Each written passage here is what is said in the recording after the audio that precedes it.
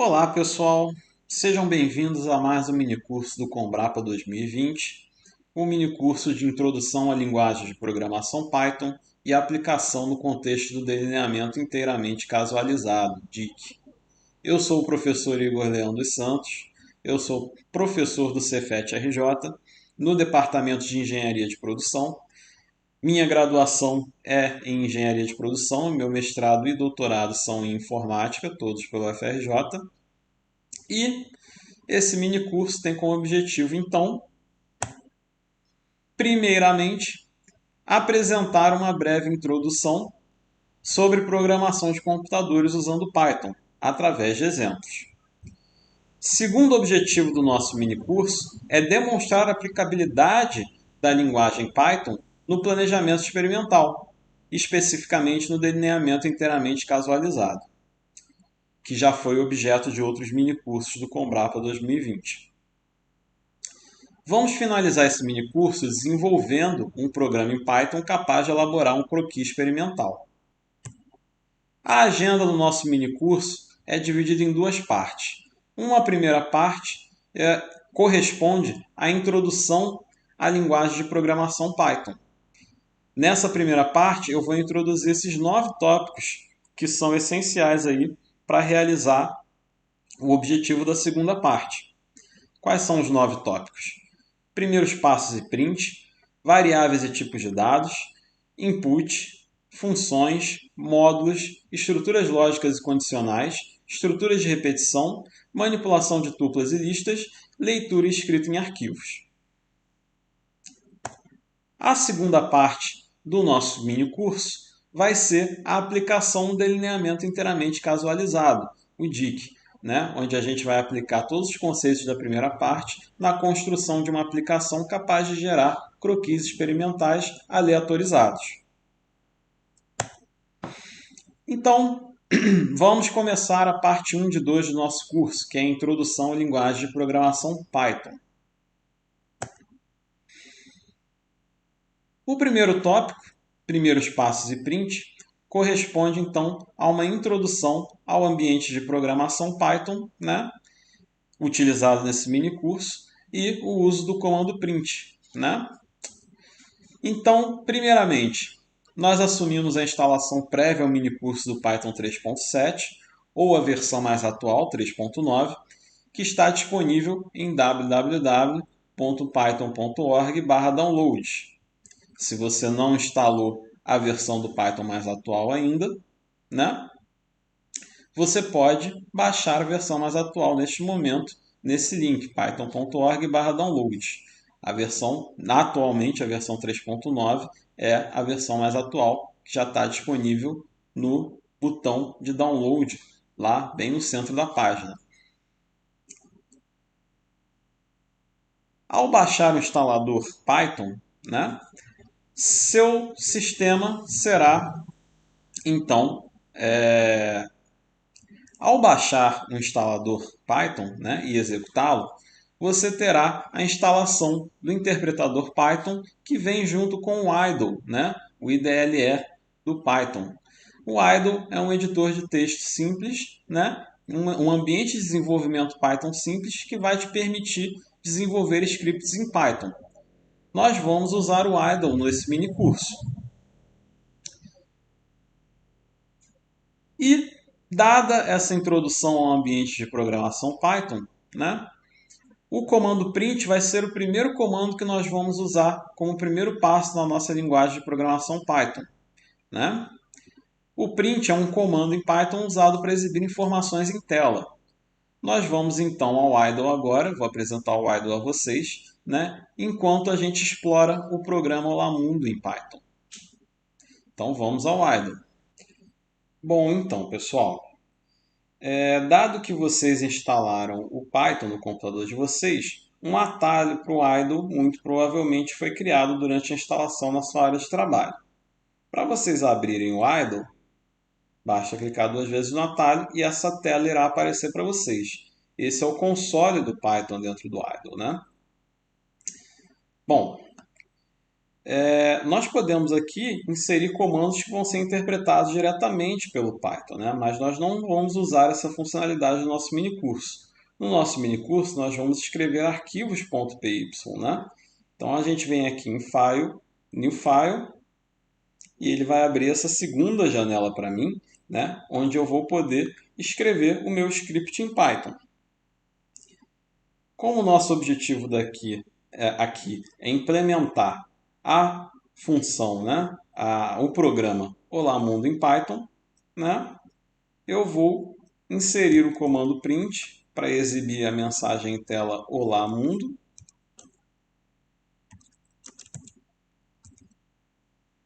Tá? E nós estaremos concluindo, então, o objetivo do exemplo. Né? Nós temos agora que rodar o nosso programa para ver se ele está funcionando. Então, a primeira coisa antes de rodar é salvar o meu programa, o meu script em Python. Eu vou salvar aqui na minha área de trabalho mesmo. Vou dar o nome de tópico 1. Salvei na minha área de trabalho o arquivo tópico 1, né? E eu posso fechar o meu arquivo script aqui, né? Fechar o idle, né? E eu posso vir aqui, clicar com o botão direito. Depois de eu instalar o Python no computador, essa opção Edit with Idle deve estar disponível para você. Tá? Então você clica nela e o script vai automaticamente abrir no idle para você. Então, dado que o nosso script está salvo no computador, nós podemos rodar o script vindo na opção Run e Run Module, né? Ou apertar o botão F5 no computador aqui, né? Pode ser mais rápido. Quando eu rodo o meu programa, olha o que acontece. Ele abre de novo o shell do idle, né? E mostra para mim o resultado da execução, né? Desse script tópico 1.py. O resultado é justamente a exibição em tela do Olá Mundo, da string, né? Da cadeia de caracteres que eu forneci como parâmetro para a função print. Se eu rodar novamente, né, você vai ver que ele vai reiniciar, né, o programa e vai fazer o print novamente, né, do Olá Mundo em tela, tá, no console. Algumas coisas a gente pode notar aqui nesse programa. Em primeiro lugar, ele tem só uma linha de execução, né? A gente tem só uma linha de código. Eu poderia ampliar esse programa, né, para poder printar em tela, para poder imprimir em tela uma série de informações. Poderia printar, por exemplo, o meu nome. Eu poderia printar, por exemplo, o ano 2020, né? Eu poderia printar, por exemplo, o nome, sei lá, de outra pessoa. Então repare que agora esse meu programa tem 4 linhas de código. E o fluxo do programa é justamente sequencial. Cada uma dessas linhas vai ser executada em seguida da outra. Vamos ver como é que sai o resultado desse programa. Eu tenho que salvar o script que foi alterado. E olha lá, né? Ele printou o Olá Mundo, printou o Igor, printou 2020, printou o José, né? Foram os 4 comandos em sequência que eu usei no meu programa. Ok? Eu poderia alterar essas strings aqui por quaisquer outros valores, né? Eu poderia, ao invés de Olá Mundo, eu poderia dizer, né, em inglês, Hello World. Certo? O valor que está dentro dessa cadeia de caracteres não interessa. O que importa é que é uma cadeia de caracteres que vai ser exibida em tela. Ok? E ela tem que estar entre aspas, tá? Para ser uma cadeia de caracteres. Se eu, por exemplo, alterar esse tipo de dados aqui de uma cadeia de caracteres para, por exemplo, o valor inteiro 1, vamos ver o que acontece. Salvo meu programa e ele vai converter o tipo de dados 1, né, inteiro, em uma cadeia de caracteres para ser exibida aqui no console. Ok? Existem outros tipos de dados, nós vamos ver mais para frente no curso, né? Mas por enquanto, né, nós ficamos por aqui. Uma observação que eu preciso fazer é que eu não estou usando acentos, né, nas minhas cadeias de caracteres, nas minhas strings. Aconselho, né, no escopo desse curso, que você também não use acentos, porque utilizar acentos necessitaria de um certo cuidado, né, com a codificação do arquivo, né, que a gente não deve entrar nesse detalhe nesse curso. Então, para evitar problemas de interpretação desse código, né, em Python, eu estou aconselhando vocês a não utilizarem acentos nos códigos de vocês, nem para nomes de variáveis, nem dentro de cadeias de caracteres em momento nenhum, ok? Por isso que o Olá Mundo, que eu escrevi anteriormente, também não tinha acento. Retornamos então para a nossa apresentação e passamos adiante para o próximo tópico: variáveis e tipos de dados. Uma variável, em qualquer linguagem de programação, é um espaço em memória usado para guardar dados. Então, quando a gente define uma variável em Python, o sistema automaticamente aloca um espaço da memória para receber um valor, né, que vai ser de um determinado tipo de dados. Os tipos de dados mais comuns em Python são inteiro, ponto flutuante, texto, booleano, por exemplo, né? A gente vai ver ao longo desse mini curso como que se comporta cada um desses tipos de dados, né? Especificamente o tipo de dados inteiro, guarda números inteiros, ponto flutuante, guarda dados com precisão decimal, com casos decimais, né?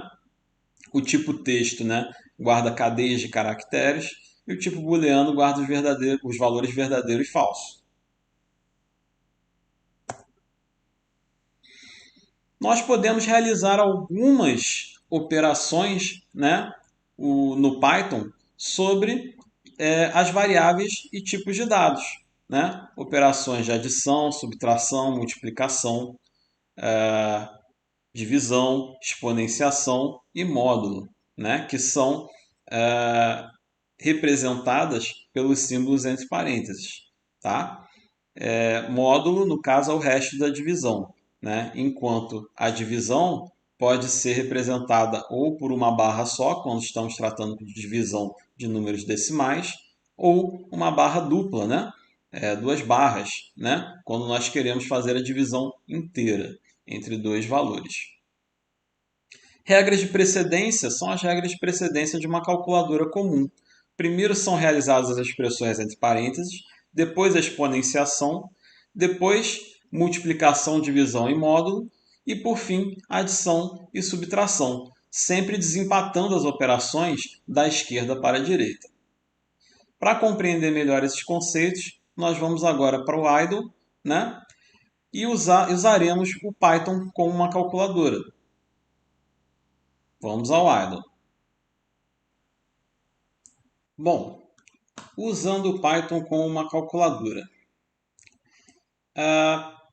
Eu vou criar aqui um novo arquivo, que vai ser meu script, né? Vou salvar meu arquivo, né?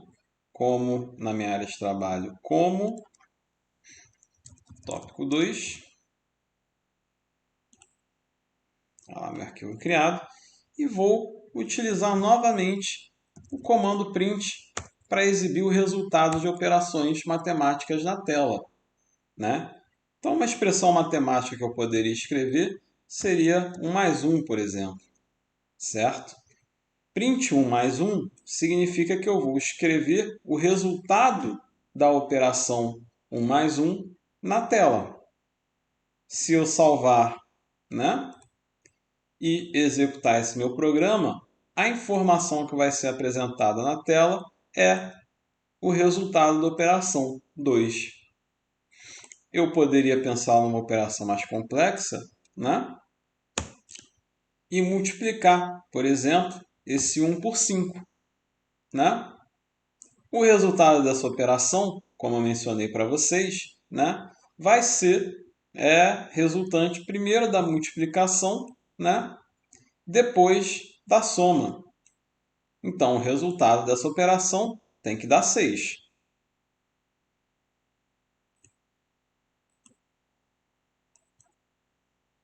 Deu o resultado 6 aqui no print, né? Eu poderia fazer operações mais complexas, como, por exemplo, 5 elevado ao quadrado, né? Então, 5 vai ser elevado ao quadrado primeiro, já que as operações de exponenciação, né, são realizadas antes de todas, tá? Eu posso rodar o meu programa, aqui, rodar o meu programa, e aí eu vou ter, né, 25 vezes 1, 25, mais 1, 26, certo? Então, essa foi a ordem de execução das operações aqui entre os inteiros que eu estou usando, certo? Eu poderia ainda, né, fazer operações de subtração, né, como, por exemplo, 1 menos 1. Eu poderia exibir, né, isso em tela daria 0, né, a exibição. O resultado deu 0. Como eu poderia também fazer divisão, né? Por exemplo, né? 10 divididos por 3 vai dar um resultado que provavelmente, né? Na verdade, certamente, é um resultado decimal, né? Então eu rodo o meu programa, 10 divididos por 3, ele vai automaticamente converter o meu resultado num tipo de dados que possa representar esse resultado. Então, embora eu tenha informado a operação entre dois inteiros aqui, né, eu tenho um tipo de dados, né, float, como resultado.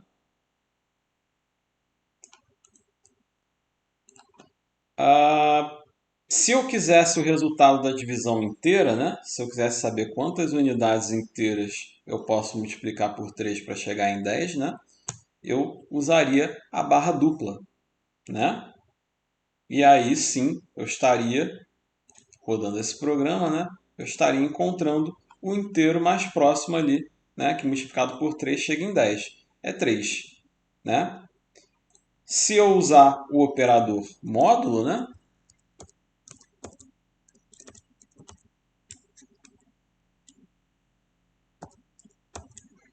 O resultado dessa segunda operação vai ser 1,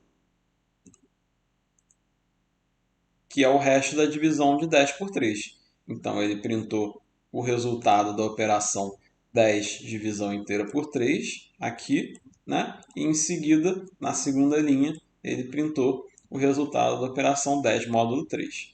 Então você pode realizar várias operações complexas em Python aqui. Se você quisesse, por exemplo, que na operação 1 mais 1 vezes 2, né? O 1 mais 1 fosse executado antes do 1 vezes 2, você precisaria colocar 1 mais 1 entre parênteses. E a multiplicação sendo realizada, né, em seguida. Então, dessa forma, essa operação vai ser realizada primeiro e depois o resultado dessa operação com a outra operação de multiplicação, né, vai ser resultado, né, vai ser executado, né, no Python. Então, se eu rodar esse programa, né, ele vai printar para mim o resultado 4, porque 1 mais 1 foi somado antes, né? Então deu 2 e 2 foi multiplicado por 2, dando 4, tá? Então, essa é uma forma simples de você usar o Python, né? A calculadora, ok? Retornamos então à apresentação e procedemos ao próximo tópico, input. O input é um comando usado para obter dados informados pelo usuário do programa. Ou seja, se você tem uma variável dentro do seu programa em Python que você gostaria que recebesse uma informação imputada diretamente pelo usuário, você pode usar o comando input para fazer com que esse dado digitado pelo usuário vá cair dentro da variável. É possível informar um texto de exibição no console através da função input, como por exemplo, insira um número, ou insira um número inteiro, ou insira uma cadeia de caracteres, por exemplo, né? Então você pode dar comandos para o usuário vai ler esses comandos e vai entrar com os dados dentro da função input, né, de acordo com o que você especificou. E é possível também converter os tipos de dados que o usuário informa. Porque, na verdade, o usuário, a função input, ela entende tudo que o usuário digita como uma cadeia de caracteres. Então, às vezes, quando você quer considerar o usuário digitando um número, por exemplo, você precisa converter o tipo de dados de texto para um número inteiro ou float, né? E a gente faz isso, essa conversão de tipos de dados, utilizando as palavrinhas-chave que já foram mostradas anteriormente, né? Entre parênteses, né? As palavras-chave que definem os tipos de dados. Então vamos ao idle para poder realizar a soma, a subtração e a multiplicação de dois números informados pelo usuário e exibi-los em tela. Vamos ao idle. Então, pessoal, vamos lá. Eu vou criar meu arquivo aqui. É um arquivo.py, vou salvar.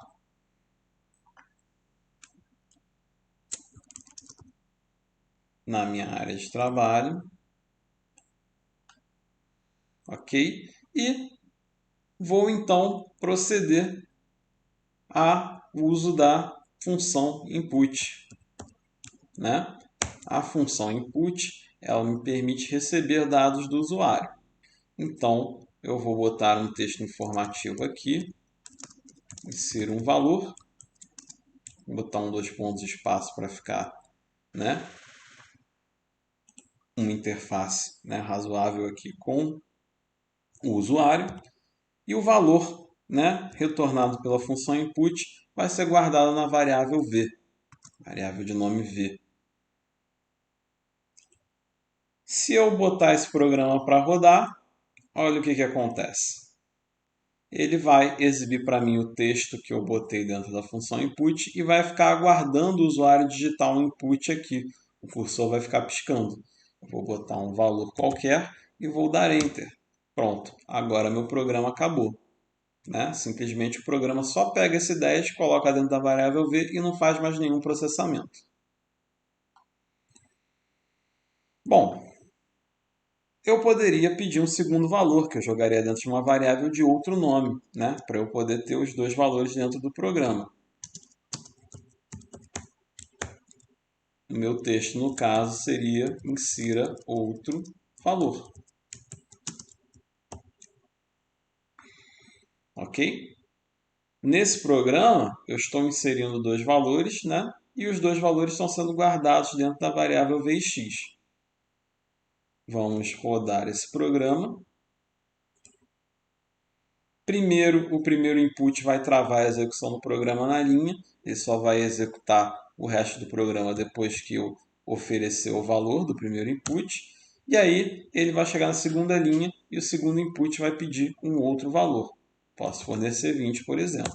E aí o programa vai terminar a sua execução. Bom, o que o programa pedia para mim era que eu exibisse, né, que eu realizasse, né, e eu vou exibir em tela, o resultado da soma, né,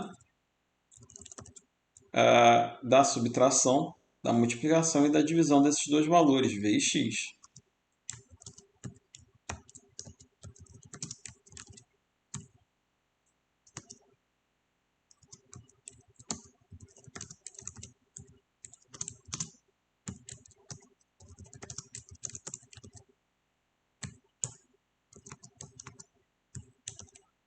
Esse espaço aqui não tem influência no código, tá? Eu poderia botar eles juntinhos assim, mas eu prefiro dar o espaço, né, para deixar o código um pouco mais agradável de ser visto, né?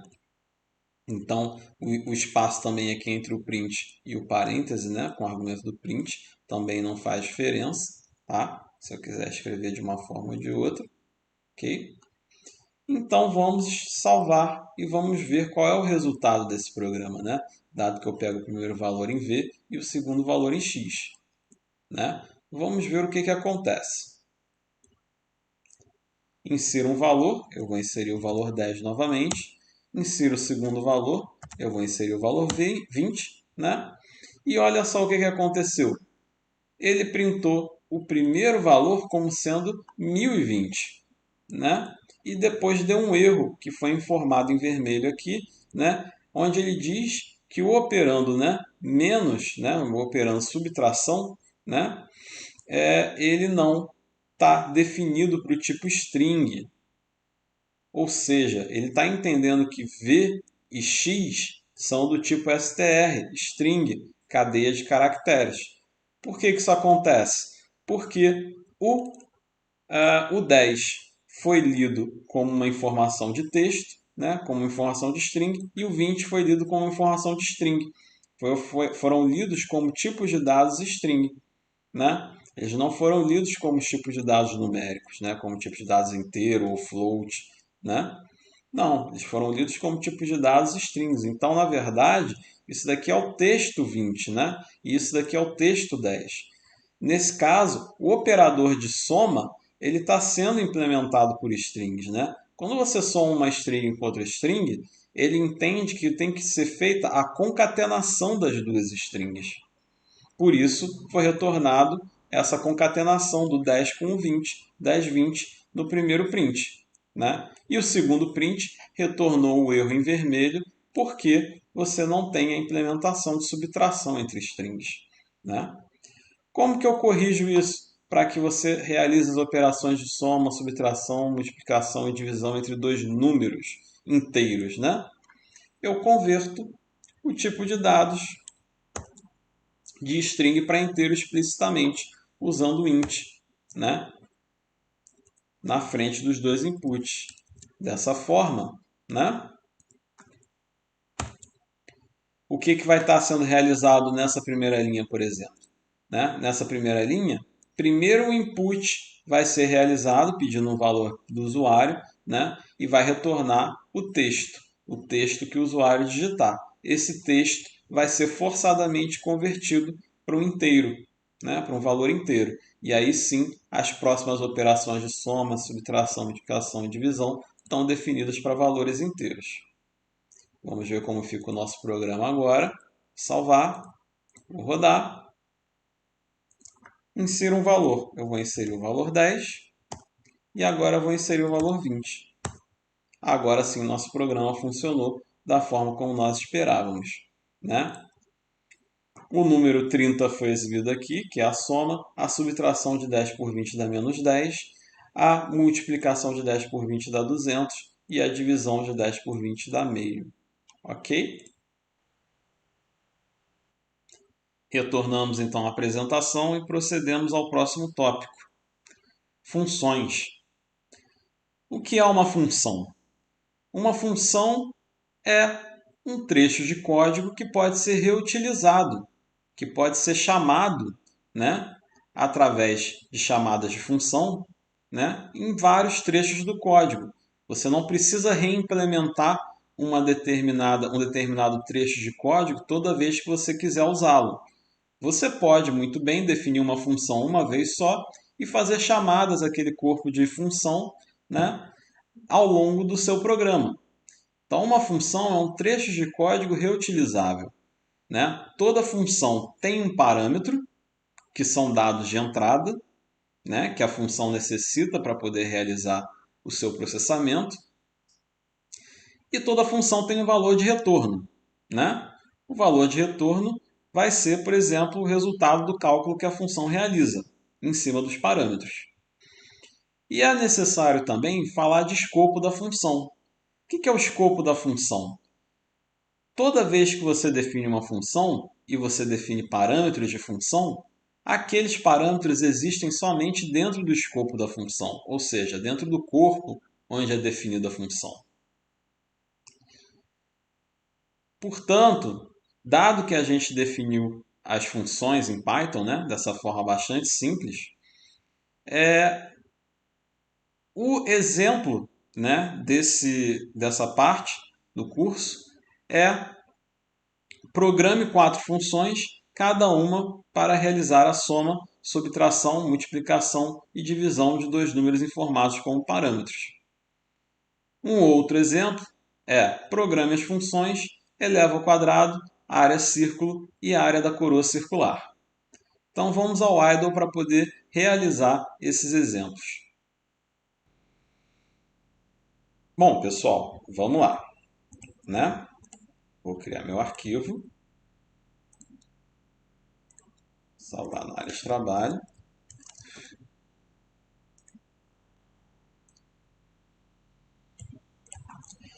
E, bom, vou definir minha primeira função usando a palavra-chave def. Né? O nome da minha função, cumprindo o objetivo, vai ser somar. E eu, depois de declarar o nome da função, eu vou, né, inserir os parâmetros da função, que eu vou chamar de A e B, e vou terminar a assinatura da função com 2 pontos. Né? O corpo dessa função é bastante simples. Eu vou adicionar aqui um return, né? A mais B, já que o objetivo da função é somar, né? Realizar a soma de 2 números. Bom, algumas coisas podem ser faladas sobre essa função. A princípio, né, o corpo da função contém um único comando, tá? A gente poderia ter mais comandos aqui, eu vou mostrar funções um pouco mais complicadas aí, né, ao longo do curso. Mas a princípio essa função só tem um comando e esse comando está identado. Essa indentação aqui no Python ela é forte, ela não é meramente estética. Ela significa que esse bloco que está identado pertence ao bloco mais anterior, né? Mais anteriormente identado, né? Que seria o def somar a mais b, a vírgula b, né? Então, dadas essas considerações, vamos, né, salvar e rodar nosso programa. Pronto, nosso programa está rodando e a função está sendo lida, né, pelo interpretador. Ou seja, o sistema está entendendo que existe uma função somar, ele não deu erro nenhum nessa função, então a gente, né, vai agora testar, né, nossa função, fazendo uma chamada, né, a função somar que foi definida acima. Eu tenho que passar 2 parâmetros para a função somar. Eu vou dizer que A vai ser igual a 2 e B vai ser igual a 4, por exemplo. Né? Agora sim, nós temos que printar o retorno da função somar para os parâmetros 2 e 4. Qual vai ser esse retorno? Né? 2 mais 4 aqui vai dar 6. Então, a função vai retornar o valor 6. Estou rodando para testar. Está aqui, foi printado em tela o resultado da função somar 6. Né? Eu posso, de forma similar, definir as funções subtrair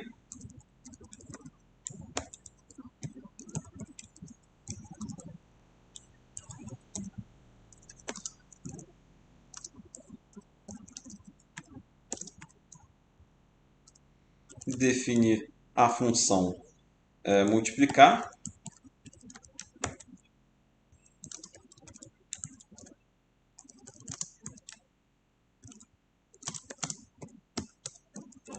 e definir a função dividir.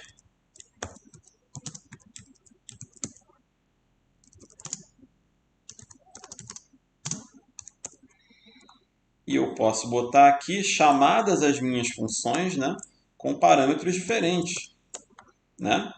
Eu posso chamar somar, subtrair, multiplicar e dividir, né? Com os mesmos parâmetros primeiro. Né? Se eu mandar o meu programa rodar, ele vai mostrar então, né, a soma primeiro, né, dos 2 parâmetros, subtrair com 2 e 4, né? 2 menos 4 vai dar menos 2, multiplicar, 2 vezes 4 vai dar 8, e dividir com 2 divididos por 4 vai dar meio. Ok? Veja bem, eu poderia passar parâmetros diferentes. Né? Poderia somar, por exemplo, os números 10 e 4 aqui. Se eu mandar rodar meu programa, eu vou ter a soma de 10 com 4 agora, enquanto as outras funções vão ser calculadas em cima dos parâmetros 2 e 4. Ok? Uma observação importante, né? O A e o B de cada função só existem dentro do escopo de cada função, só existem dentro do corpo de cada função. Ou seja, esse A e B aqui não é o mesmo A e B que está definido aqui. São A e B, são parâmetros que existem, né? A e B podem ser referenciados aqui dentro, né? Eu poderia chamar, por exemplo, de x e y aqui em cima nessa função, né? Eu teria que escrever a minha função, né, toda em função dos meus parâmetros x e y, né? Se eu simplesmente deixar do jeito que está agora, né, A e B não existem mais no escopo dessa função somar. O que existe é x e y. Então, para a função ficar correta, eu deveria de modificar minha implementação, x mais y. Ok? Agora sim, x e y existem no escopo da função somar. Se eu rodar, pronto. Agora o programa funciona corretamente. Os resultados são os mesmos, já que a única alteração que eu fiz foi no nome dos parâmetros aqui e na implementação da função, certo? Ela continua sendo chamada com os parâmetros 10 e 4, só que agora 10 está caindo em x e 4 está caindo em y. Beleza? Bom, e agora eu vou implementar a função área da coroa circular, que é uma função que calcula, né, a área de uma coroa circular, dado dois círculos de raio R1, né, e R2, aonde R2 é maior, né, do que, na verdade, R1 é maior do que R2, ou seja, o círculo R2 ele cabe dentro do círculo de raio R1, tá?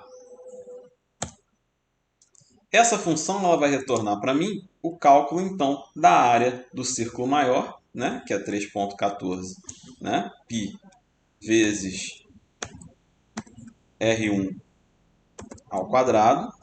Então aqui é a área do círculo, né,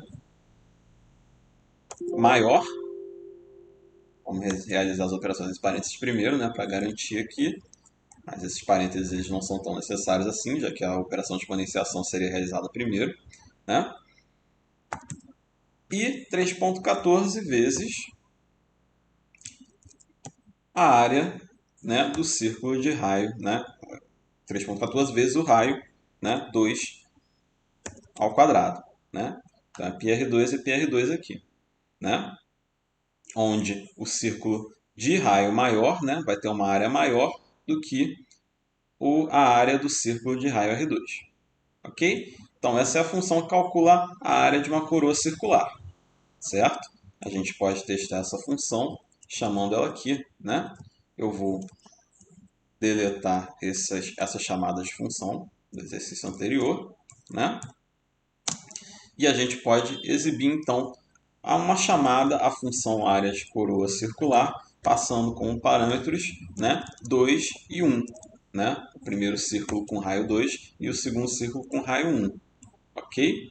Se a gente rodar esse programa, ele vai ter que exibir para mim a área da coroa circular, né, dos círculos de raios R1 e R2. Beleza? Deu 9,42 é a área do círculo maior menos a área do círculo menor. Por que eu estou implementando essa função? Porque eu quero mostrar para vocês como que a gente pode chamar uma função a partir de outra. Eu repetir aqui o cálculo da área de um círculo duas vezes, né? Eu poderia muito bem ter uma função chamada, né, área do círculo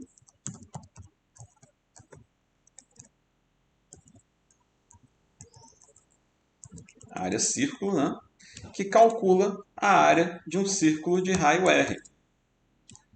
Vou botar dois pontos aqui, né, e ela retorna, né, justamente 3,14 vezes R, que é o parâmetro dessa função que existe nesse escopo, né? Então, πr2 calcula a área de um círculo. Como que a gente vai chamar essa função dentro da área da coroa circular? É só a gente substituir essa chamada aqui, né? Esse trecho de código pela chamada de área círculo, né? Passando como parâmetro o R1 que existe dentro do escopo dessa função, a área da coroa circular. Então, o valor que está dentro de R1 vai ser passado como parâmetro para R na chamada função área círculo, né? Da mesma forma, eu posso escrever aqui, né, passando o parâmetro R2. Pronto. A minha função área da coroa circular continua retornando o mesmo resultado. Só que agora eu faço duas chamadas a uma outra função que facilita a minha vida. Eu só preciso implementar o cálculo de área uma vez. Se eu rodar esse programa, né? Ok, continuou dando o resultado 9,42, ou seja, minha função, minha chamada área à coroa circular que foi printada ali, né, continua retornando o mesmo resultado, ela não mudou de implementação. Eu só criei uma função que pode ser chamada duas vezes aqui, né, uma vez passando o raio do círculo R1, né, e na segunda vez passando o raio do círculo R2. Né. Eu poderia ainda definir uma função chamada quadrado, né, que calcula o quadrado de um número x. Né? O que essa função retorna para mim? Ela pode retornar, ela deve retornar, né, o valor de x ao quadrado. Eu posso muito bem, dentro da minha função área círculo, substituir essa chamada a r ao quadrado, né? Substituir esse trecho de código, né, r elevado ao quadrado, por minha função quadrado, passando como parâmetro, né, o valor de r.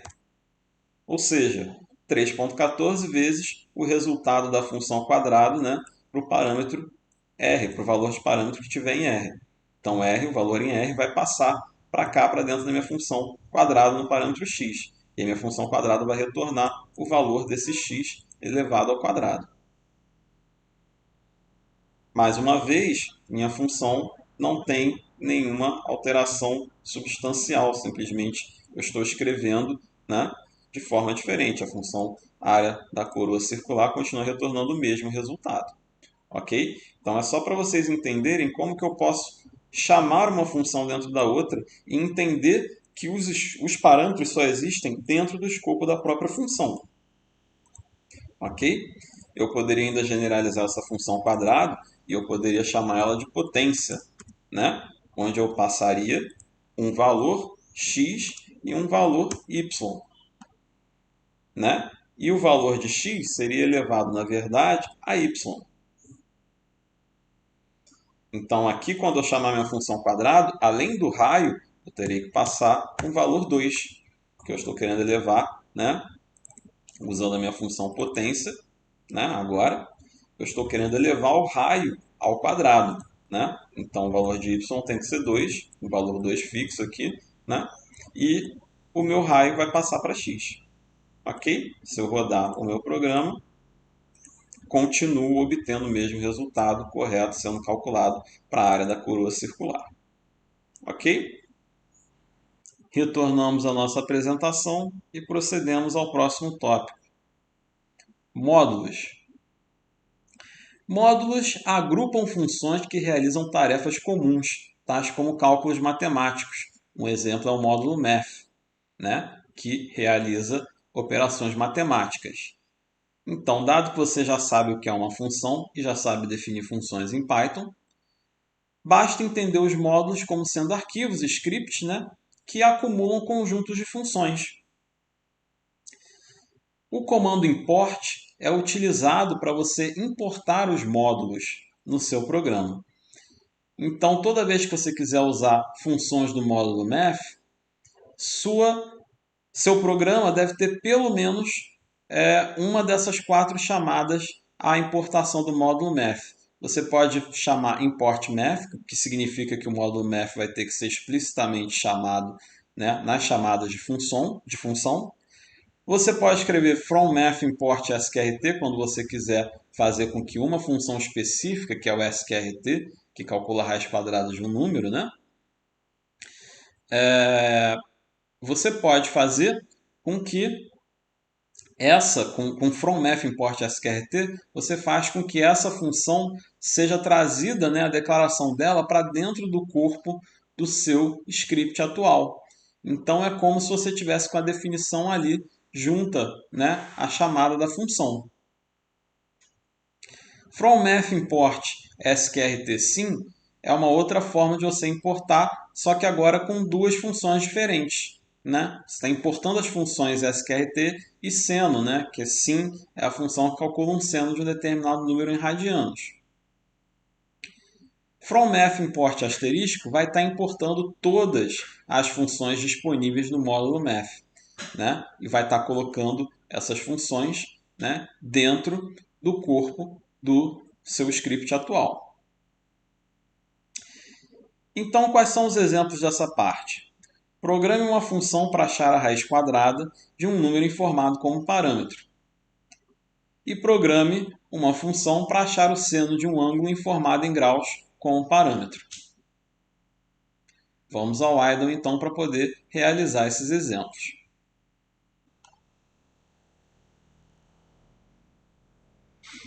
Bom, vamos lá então. Novo arquivo, salvar meu arquivo. Na área de trabalho. Ok? E vou definir minha função, né, para achar a raiz quadrada. Então, vou chamar minha função de raiz quadrada de um número x. Meu valor de retorno vai ser x elevado, né, a 1 sobre 2. Pronto. Se eu quiser testar minha função, é só eu chamar ela daqui, né, passando um parâmetro, por exemplo, 4. Vamos rodar esse programa, né, e o resultado tem que ser a raiz quadrada de 4, que é 2, certo? Então, minha função está funcionando corretamente e a chamada é ela também. Mas existe uma função em Python, né, dentro do módulo math, que faz o cálculo da raiz quadrada para mim. Se chama, né,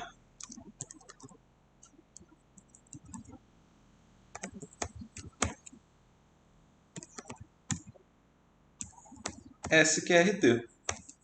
Ok? Eu poderia fazer a chamada ao math.sqrt, né, passando como parâmetro 4 para essa função. Essa função já está implementada dentro do módulo math, certo? Se eu rodar meu programa novamente, pronto, está aqui. Ele printou o resultado tanto da minha função quanto da chamada ao math.sqrt, né, para o parâmetro 4. Beleza? Então, essa minha implementação aqui, ela já existe dentro do módulo math. E os módulos em Python servem justamente para prover essas funções úteis já implementadas, né? Uma outra função, né, poderia ser a função, o seno do ângulo, né, fornecido em graus. Eu vou passar aqui um parâmetro ângulo, chamei o parâmetro de ângulo, né, 2 pontos. E o retorno da função, eu posso chamar funções do módulo math aqui dentro também na implementação da função. Então, o meu retorno pode ser, né, seno, que está lá no módulo math, né, do ângulo. Só que o que vai acontecer? O ângulo está informado em graus. No entanto, os parâmetros que eu tenho que passar para dentro da função seno do módulo math têm que estar em radianos. Então, eu preciso chamar uma outra função do módulo math aqui para converter o ângulo informado em graus, né, em um valor em radianos. Pronto, agora sim. Minha função seno de um ângulo em graus, né, ela recebe como parâmetro o ângulo em graus. Primeiro, dentro dos parênteses, vai ser executado, né, a conversão do ângulo para um valor em radianos, para um ângulo em graus e um valor em radianos. E aí, com o retorno dessa função aqui, math.radians, né, eu vou calcular o seno do ângulo. Ok? Então, agora eu vou fazer um print da função, da chamada função seno ângulo em graus, passando como parâmetro 30 graus. Vamos rodar nosso programa para ver como é que ele vai ser executado. Está aqui, né? O seno de 30 é aproximadamente meio. É o terceiro print aqui, né? A chamada, o retorno da chamada ao seno do ângulo em graus. Ok? Então, você pode ver que tem uma certa imprecisão aqui, né? Foi algo próximo de meio, né? No entanto, isso depende da precisão do tipo de dados float, né? Decimal. Voltamos então à apresentação e procedemos ao próximo tópico. Estruturas lógicas e condicionais. Os operadores maior, menor igual, menor igual, igual igual, exclamação igual, né? Ou diferente, no caso, not, and e or, são operadores que retornam verdadeiro ou falso. Toda vez que você coloca uma expressão do tipo 2 maior do que 1, no Python isso é uma expressão booleana que vai retornar o valor verdadeiro, porque 2 é maior do que 1. Se colocarmos 1 maior do que 2, a expressão booleana vai retornar o valor falso. E assim por diante com as outras operações, com os outros operadores. Nós temos a possibilidade em Python de estabelecer estruturas condicionais simples, ou C. Elas formam uma bifurcação no código, né? Nós temos como proceder, dependendo dada uma condição, né? Uma expressão booleana, se ela for verdadeira, né? If expressão booleana verdadeira, comando zoom é executado. Se não, se a expressão booleana for falsa, comandos 2 é executado. Então, a estrutura condicional simples ela é capaz de fazer uma bifurcação no fluxo do seu programa.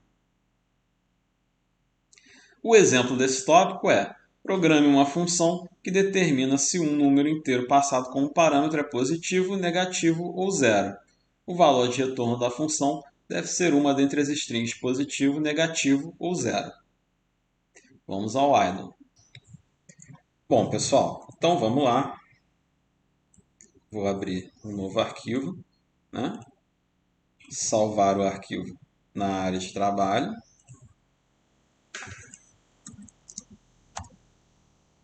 Está salvo na minha área de trabalho, né? E vamos lá implementar então alguns operadores booleanos aqui, né? Algumas expressões booleanas e printar o resultado em tela, para a gente ver como que funciona. Se eu botar aqui, como eu mencionei, 2 maior do que 1, né? E salvar aqui e rodar meu programa, ele vai printar o valor verdadeiro, porque 2 é maior do que 1.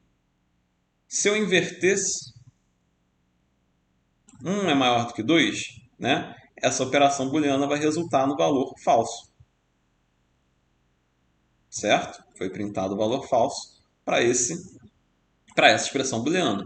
Tá? Se eu trocasse esse operador aqui, né? Como por exemplo, 10, né? 10 maior ou igual a 5, né? Eu vou estar printando o valor verdadeiro, né? True, ok? Outro operador. Se eu botasse 10 maior ou igual a 10, né? Como 10 é igual a 10, mais uma vez, você vai ter o print de um valor true, ok? É o resultado dessa expressão aqui. Se eu colocasse, né? Se eu quisesse compor dois booleanos diferentes, né? True, né? And true, o resultado dessa operação E, né? Ela vai verificar, ela vai retornar true se os dois valores aqui, né, da operação forem verdadeiros. Então, rodando esse módulo agora, né, nós temos o valor true sendo printado. Se um desses dois aqui, né, for falso, o meu end vai retornar falso. Ok? Então é só para vocês verem como que você pode ter uma expressão booleana complexa, né? Para efeitos do nosso exercício, eu vou definir uma função, né? Avalia número, que vai receber como parâmetro um número, tá? Lembrando que esse número podia ter um nome qualquer, poderia chamar de x aqui, por exemplo, também, né? Avalie um número e o número x, né? O que importa é utilizar o mesmo parâmetro que foi definido, né? No corpo da função. Então tem que fazer uma bifurcação aqui, né? A primeira avaliação que eu vou fazer, se x maior do que zero, né? Fiz a verificação de x, ele é maior do que zero. Se essa expressão booleana retornar verdadeiro, eu tenho que dar um print, né? Aliás, desculpa, eu tenho que fazer um valor de retorno, né? Sendo igual a string positivo. A função vai retornar o valor positivo. Se não, o número pode ser ou igual a zero ou negativo. Então eu tenho que fazer uma outra verificação aqui, né, dentro desse else. Então a verificação é if x menor do que zero, eu retorno a string negativo. Se não, eu posso retornar direto a string zero, porque é o último caso, né?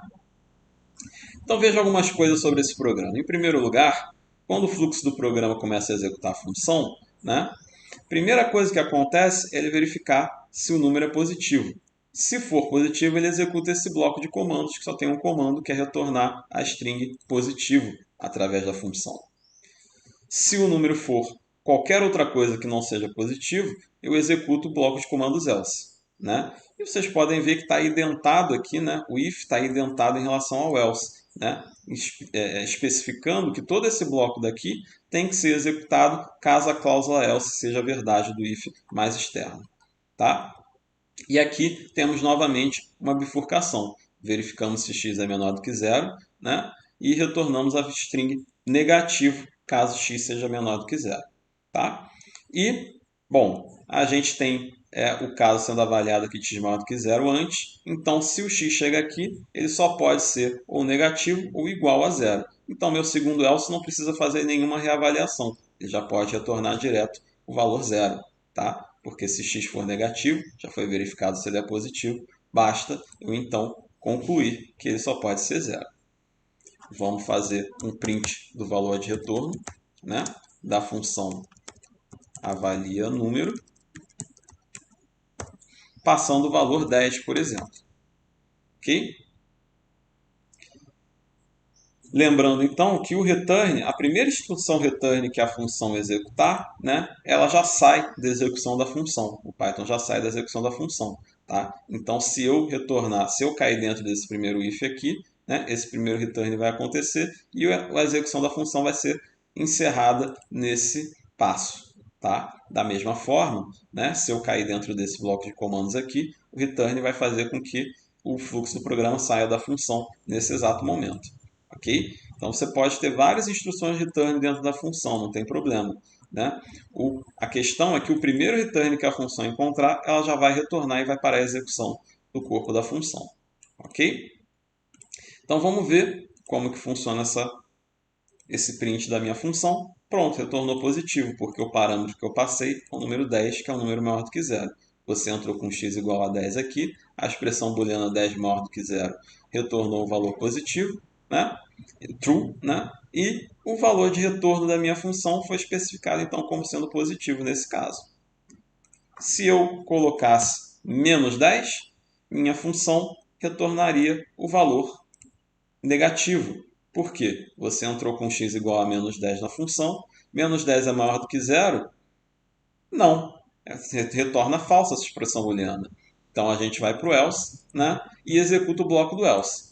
Né? O bloco do else já começa com uma outra verificação de C. Menos 10 é menor do que zero? Essa expressão retornou positivo, né? Retornou true. Então, o valor de retorno da minha função tem que ser a string negativo, nesse caso. Ok? E se eu testasse aqui para o valor zero? Se eu rodar minha função, está aqui retornando a string zero. Por quê?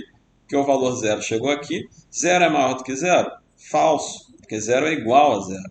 Né? Então eu entro no else, verifico aqui o primeiro if do else. Né? Zero é menor do que zero? Não, zero é igual a zero. Então eu caio na cláusula else. Né? E o que eu executo de fato na minha função é esse bloco de comandos aqui, que retorna a string zero, que foi parar lá na minha tela. Ok? Voltamos então à apresentação e procedemos ao próximo tópico: estruturas de repetição. Uma uma estrutura de repetição, chamada de loop também, com testes de parada, pode ser obtida com a expressão while. While, expressão booleana, uma expressão booleana que seja verdadeira, né? Comando 1 é executado. Ou seja, toda vez que o fluxo do programa esbarra numa instrução while, né?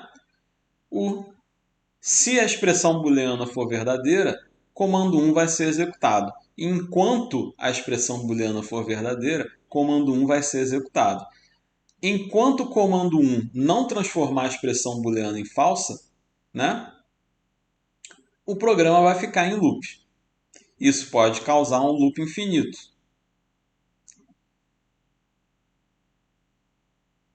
Para continuar, a gente tem que primeiro definir um tipo de dado chamado lista em Python, que é um tipo de dados muito poderoso.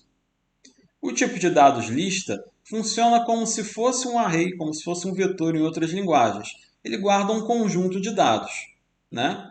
Ele é definido entre colchetes, como por exemplo, esse 1, 2, 3, 4, 5 entre colchetes é uma lista de 5 elementos, com 5 valores inteiros dentro de cada posição, né? Aliás, 5 valores inteiros dentro da lista, né? Cada um em sua posição, né? E nós temos uma função em Python que retorna uma lista para a gente. É a função range. A função range é capaz de fornecer para a gente, retornar para o seu programa, uma lista, né, dados os parâmetros que nós vamos discutir durante a realização do exemplo desse tópico.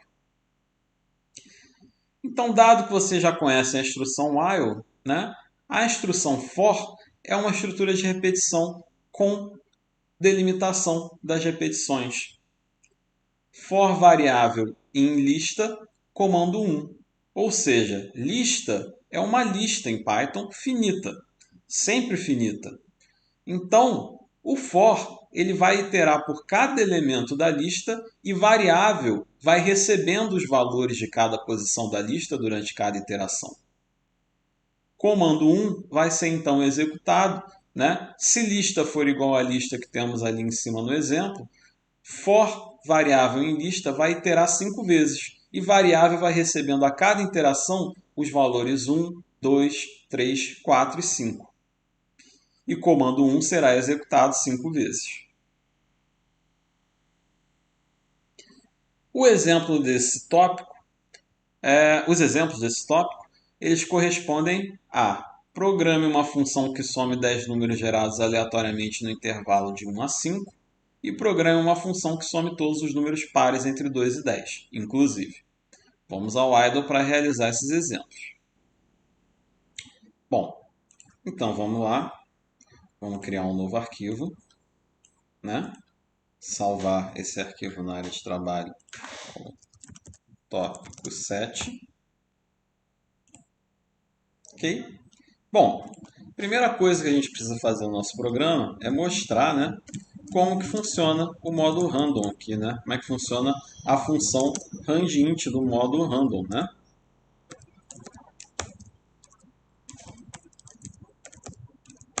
Essa função rangeInt, ela retorna para a gente um valor aleatório entre A e B, né? Entre os limites inferior e superior, inclusive. Então, se eu botar 1 para o parâmetro A e 5 para o parâmetro B, né? Eu vou estar com esse programa aqui, né? Printando em tela, cada vez que eu executar, um valor aleatório, né? Gerado entre 1 e 5, inclusive. Se eu rodar meu módulo, né? Meu programa, ele printa o valor 2. Se eu rodar de novo o mesmo programa, né, ele printou um valor diferente, 3. E por aí vai. Quantas vezes eu rodar meu programa, a função rangeInt vai retornar um valor diferente para ser printado em tela. Certo? Esses valores podem se repetir, né, mas eles são todos aleatórios. Né? São valores inteiros entre o intervalo de 1 a 5, inclusive. Ok? Bom, vamos discutir também como que funciona, né, a função aqui, né, def. Eu vou chamar de acumula aleatórios. E essa minha função, ela não vai receber parâmetro nenhum, né? Eu não vou precisar de parâmetros para ela. Porque o objetivo dela é acumular 10 valores gerados aleatoriamente, né? Para isso, eu vou usar uma expressão while aqui, né? While x menor do que zero, que vai ser minha expressão booleana, tá? X menor do que 10, né? Desculpa, né? Quando x for menor do que 10, eu vou fazer uma acumulação, né?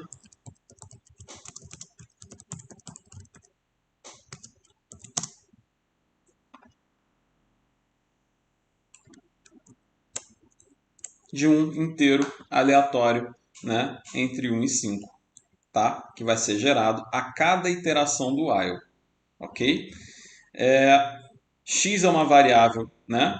Que vai ter que ser também acumulada, né?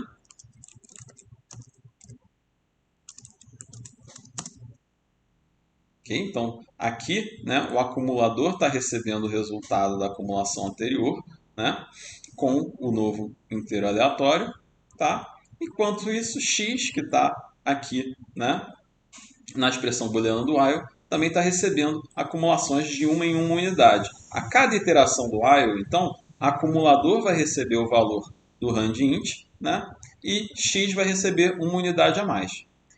Os valores iniciais das minhas variáveis, antes de entrar na acumulação, vão ser x igual a zero, né? E acumulador igual a zero. Tá? Então, quando eu começar a executar a minha função, acumula aleatórios, né? X vai receber o valor de zero, o acumulador vai receber o valor de zero, né? Como x é menor do que 10, x começa com o valor zero, né? X é menor do que 10, então eu executo o bloco dentro do while, identado aqui, certo? Esse bloco vai ser executado enquanto x for menor do que 10. Vocês podem ver que x está sendo alterado nessa última instrução aqui. Uma hora, essa acumulação de uma em uma unidade em x vai fazer com que x extrapole o valor de 9, né? Que seria 10, já retornaria falso nessa expressão aqui, que é quando a gente tem que sair do bloco do while. Quando a gente sair do bloco do while, né, a função vai poder então retornar o valor de acumulador. Certo? Então, o x é minha variável de controle do laço, do loop, né? E o que interessa mesmo para eu retornar é o valor somado, né, dos 5, né, dos 10 inteiros aleatórios que vão ser gerados, né, uma vez a cada rodada do loop. Tá? Então, para eu testar minha função, basta fazer a chamada da minha função acumula aleatórios, né, dentro do print. Como eu não preciso passar parâmetro nenhum, a função ela é feita para acumular 10 valores, né? Eu vou rodar então para ver, né, se o meu programa está funcionando. Pronto, ele acumulou 5 valores aleatórios gerados, né, pela função. Se eu quisesse saber quais são os 5 valores aleatórios, né, eu poderia criar uma outra variável aqui dentro, k, para fazer o sorteio do aleatório, pegar essa mesma variável k e mandar ele exibir em tela, né, e depois fazer a acumulação com esse valor k.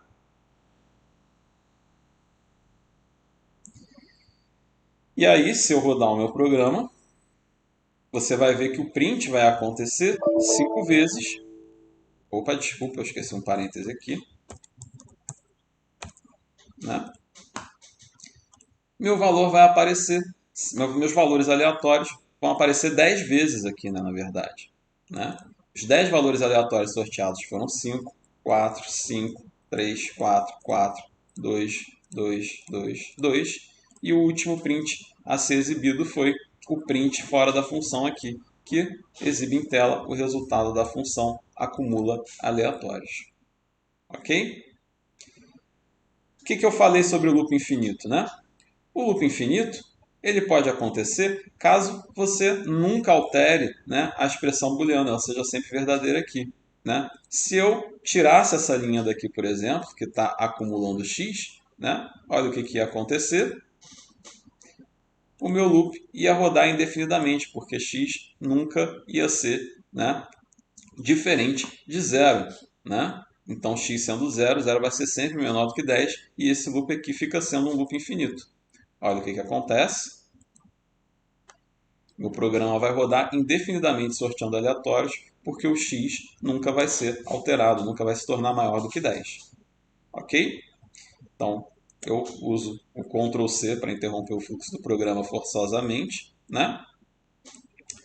E preciso, então, para controlar o meu loop, um x igual a x mais 1 a cada iteração do while, a cada repetição. Então, esse bloco daqui ele vai ser repetido, né? E quando acabar a execução, você volta para a mesma indentação do while, né? Para retornar o valor que foi alterado aqui dentro, tá? Então, acumuladores x são variáveis que estão dentro do escopo da função e que existem dentro do escopo indentado aqui do while, ok? Bom, essa é a nossa primeira função, né? Se eu quisesse fazer uma função, né, que ela vai exibir a soma, né, dos pares, né, soma pares, vou chamar a função de soma pares, né? Também não vou passar parâmetro nenhum, né? E eu sei que todos os números pares entre 2 e 10 são 2, 4, 6, 8 e 10, né? Quando eu estou considerando os limites inclusive, né? Como que eu posso fazer essa soma dos pares? Eu posso usar um comando, eu posso fazer com while também, mas a ideia aqui é usar o comando for, né? Se eu escrever for i, vou dar o nome da minha variável de iteração de i, né? Em lista,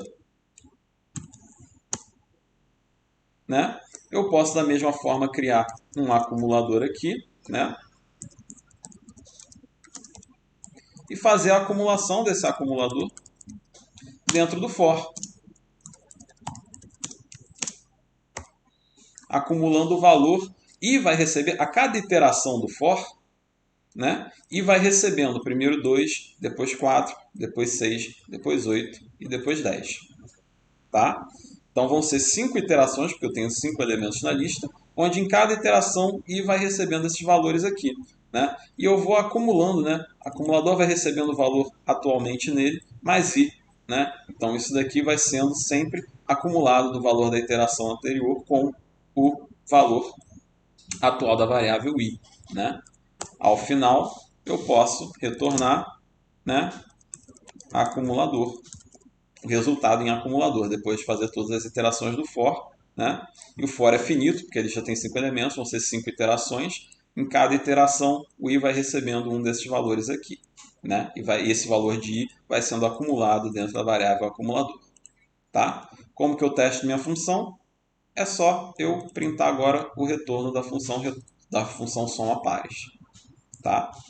Se eu rodar o meu programa, desculpa, eu esqueci um dos pontos aqui, tá? Beleza?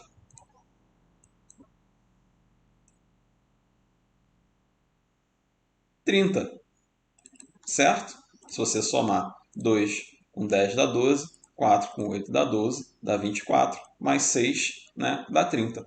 Então, a acumulação de todos os valores, né, foi realizada com sucesso dessa lista, né? Se eu quisesse, eu podia trocar, ao invés de declarar a lista explicitamente aqui, eu poderia usar a função range. A função range em Python, ela retorna uma lista para mim. Só que eu posso criar essa lista fornecendo dinamicamente, né, parâmetros, como o valor inferior, o valor superior, né, que tem que ser um valor que ela vai gerar a lista, né, do valor inicial ao valor final menos 1, né, mais 1, né, no caso. E eu posso dar um passo, né, um passo de dois elementos. Eu vou gerar uma lista com essa função range, esses parâmetros, né, eu vou gerar uma lista que vai de 2 a 11, né, pulando 2 unidades, tá? Se eu printasse aqui, por exemplo, né, antes de printar o resultado de soma pares, se eu printasse né, o resultado da função range, né, 2, 10 mais 1 e 2, vocês vão ver que o resultado vai ser uma lista, né?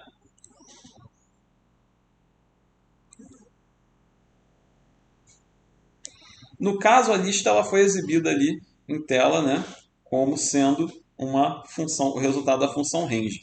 Então, explicitamente, eu vou converter para o tipo lista, tá? E aí sim a gente vai ter o valor de lista sendo printado, né?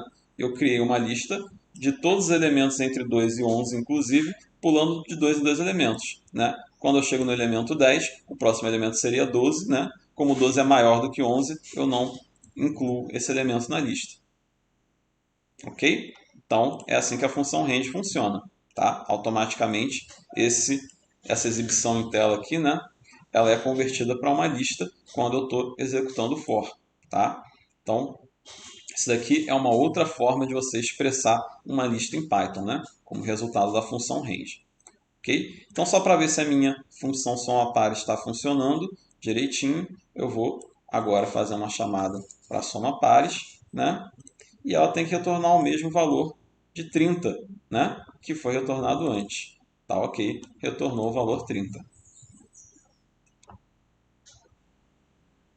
Retornamos então a apresentação e procedemos ao próximo tópico: manipulação de tuplas e listas.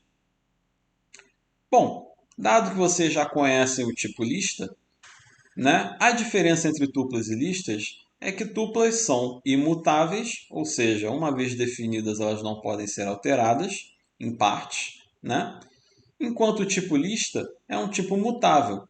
Você define tuplas entre parênteses, você define listas entre colchetes, tá? Nós vamos trabalhar algumas instruções de acesso à atribuição, né, e operações básicas com listas. Vamos partir então para o exemplo, né, onde a manipulação de tuplas e listas vai ficar mais clara.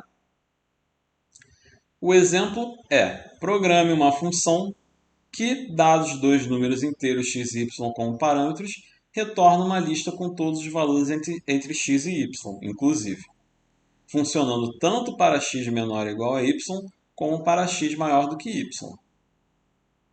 Vamos então ao idle. Bom, vamos lá, criar mais um arquivo, né? Salvar meu arquivo na área de trabalho, tópico 8, ok. Nós temos aqui, então, né, um exemplo de uma tupla, que eu vou chamar de T,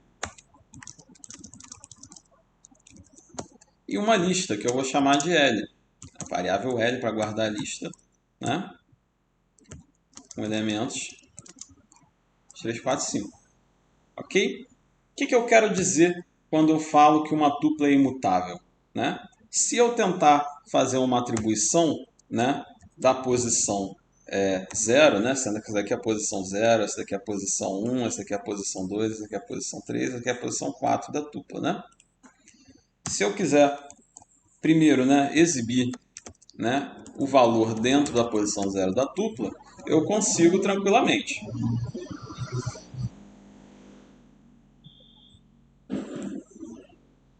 O valor que está dentro da posição 0 da tupla é o valor 1.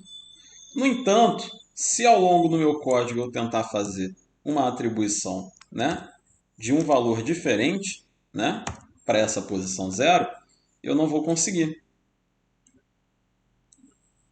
Ele vai dar um erro, ele vai dizer que o objeto tipo tupla não suporta item assignment, né? Ou seja, ele não permite que você faça atribuição a uma determinada posição da tupla. No entanto, se a gente tentar fazer essa atribuição da posição 0, né, ao valor 6, né, o valor 6 a posição 0 da lista, né, ele vai permitir fazer essa atribuição. Vou mandar printar o resultado, né, da lista final alterada depois da atribuição. Ok? Então, viu? Ele deixou. Ele printou o elemento na posição 0. Na posição 0. O novo elemento é 6. Se eu quiser printar a lista inteira para a gente ver como que a lista final ficou, né? Eu vou deletar a posição, o índice, né? Entre colchetes. Ok? Está aqui a lista final, ficou com 6 no lugar do 1. Então, fazer essa atribuição a uma posição da lista é possível. Fazer uma atribuição a uma posição da tupla não é. Uma tupla, a partir do momento que ela é definida, né, e atribuída a uma variável, ela não pode mudar. Ok? Outra coisa interessante é que a gente não precisa ter só o mesmo tipo de dados dentro da lista. A gente pode ter aqui uma string, né?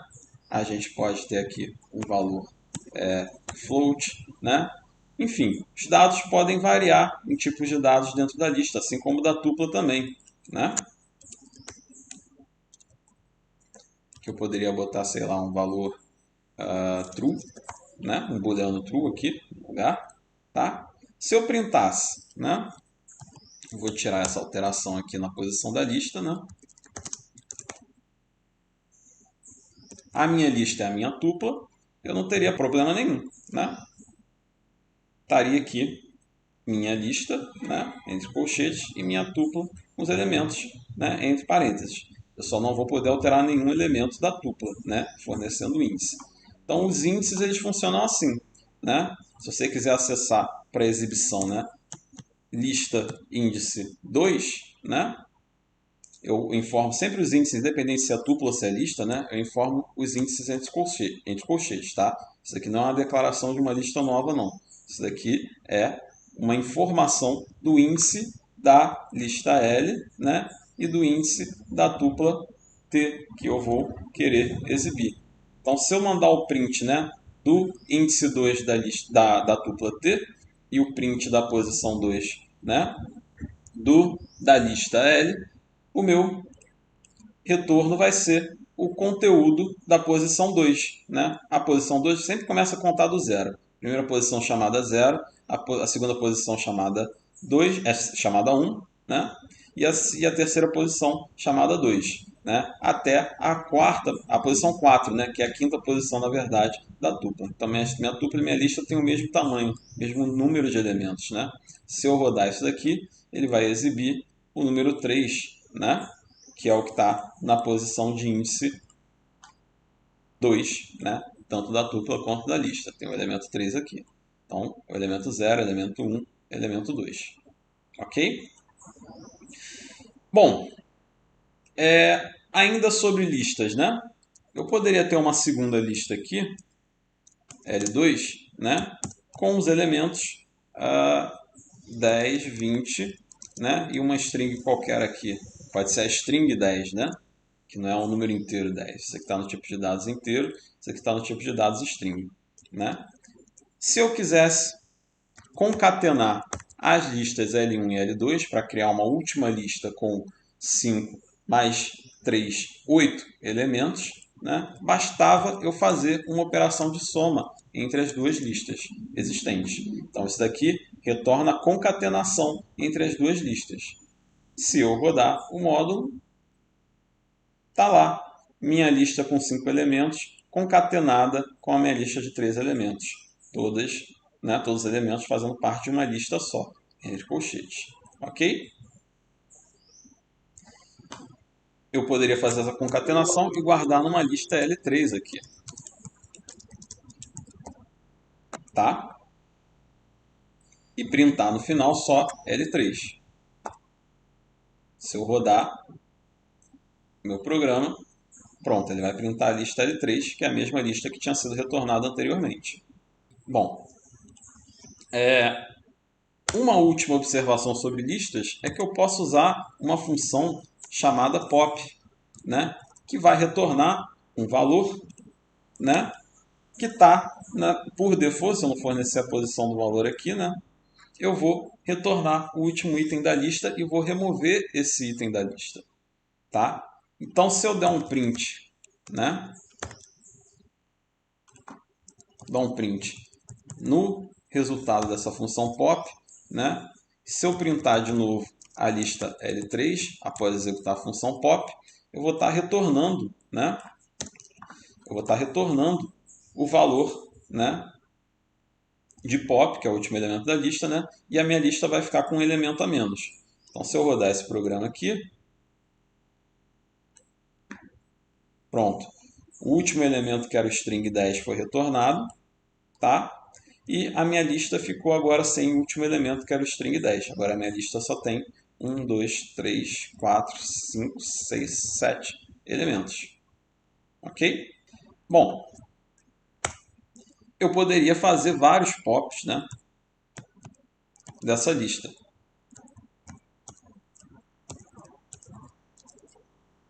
Se eu fizesse aqui 1, 2, 3, 4, 5 pops, cada um sendo printado em tela, eu teria, então, os pops dos elementos do fim para o começo da lista. Minha lista final, depois de realizar esses 5 pops, né, ficou só com os elementos 1, string Igor e inteiro 3. Bom, vamos então fazer a nossa função, né, que retorna uma lista, né,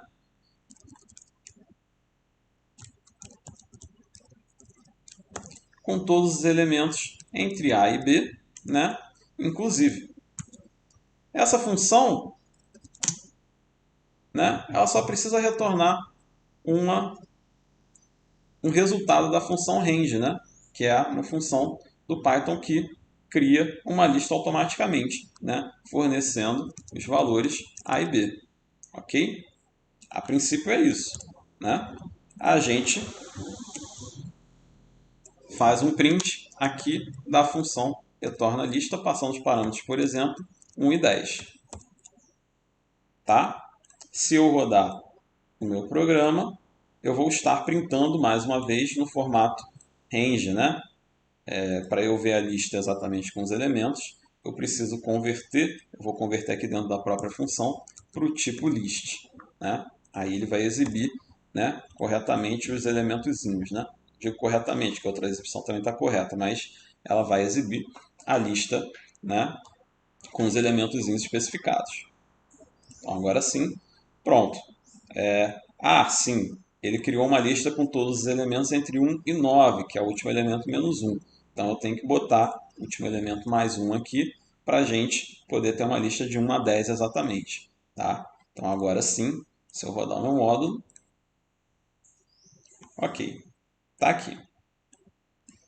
Só que vai acontecer o seguinte, se A for menor do que B, né, e eu tentar aqui fazer uma lista de 10, né, mais 1 até 1,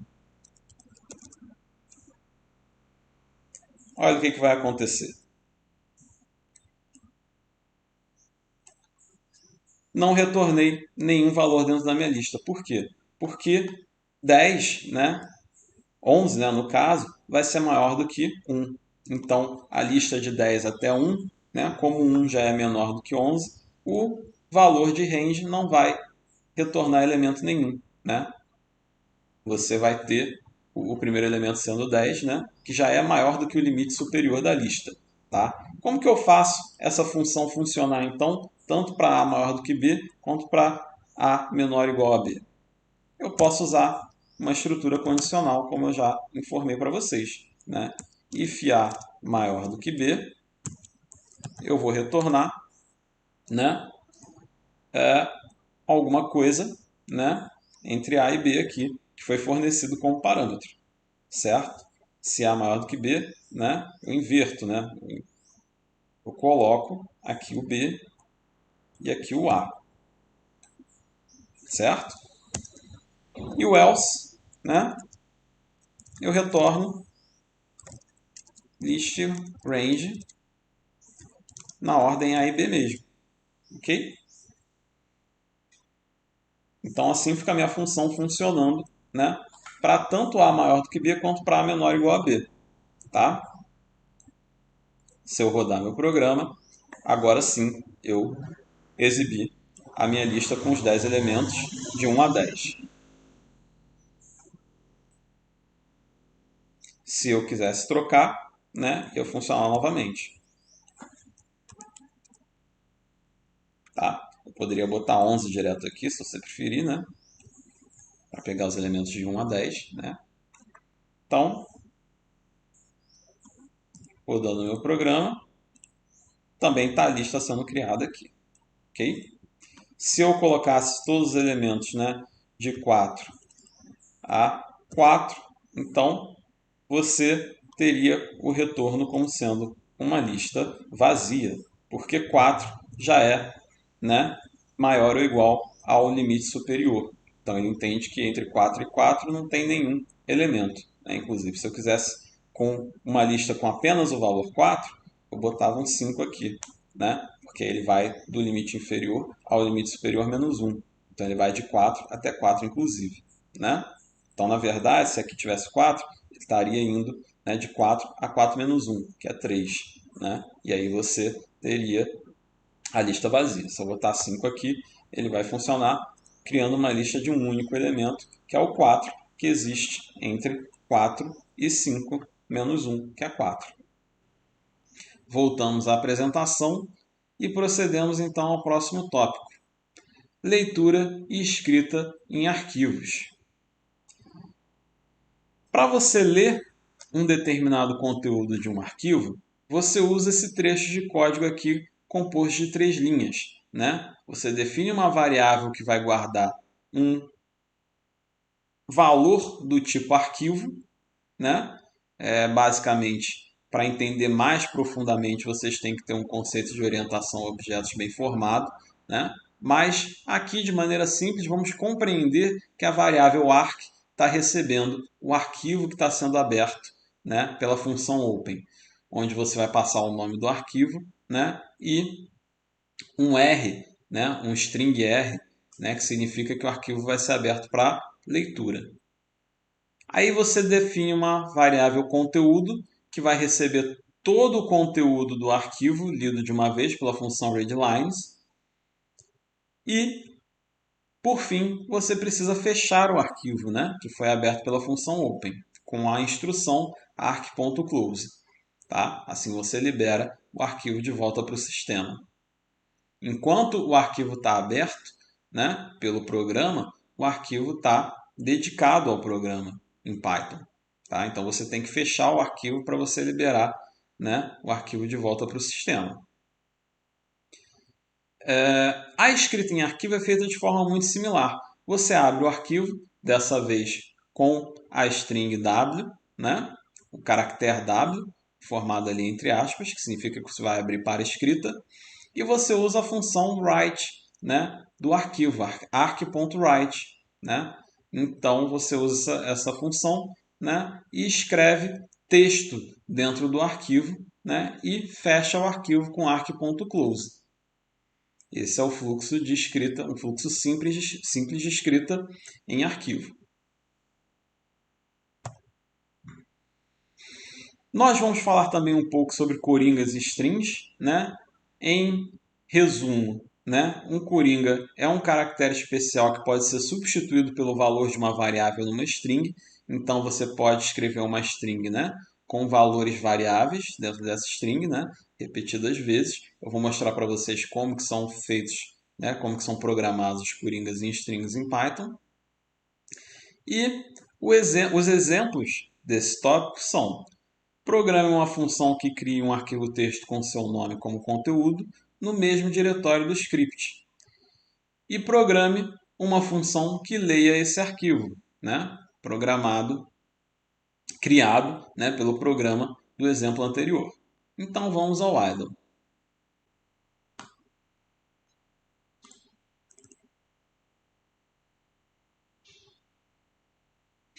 Bom, pessoal, vamos lá então. Eu vou criar meu novo arquivo aqui, tá? Vou salvar na área de trabalho.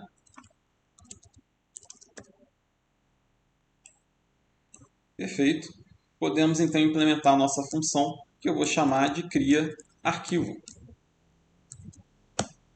A função cria arquivo, ela vai criar o meu arquivo e vai fornecer o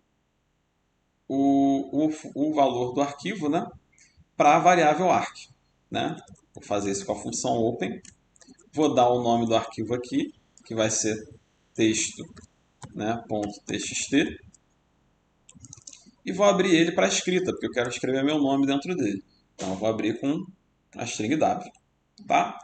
O que vai acontecer quando essa linha for executada? Vai surgir um arquivo texto, .txt, no mesmo diretório do meu script, porque eu não forneci o caminho completo, C2 pontos barra, tal, do diretório, eu forneci só o nome final do arquivo. Tá? Então, ele vai tentar encontrar esse texto .txt dentro do mesmo diretório do script que eu estou rodando, não vai encontrar, porque não tem nada aqui com esse nome, então ele vai criar o arquivo.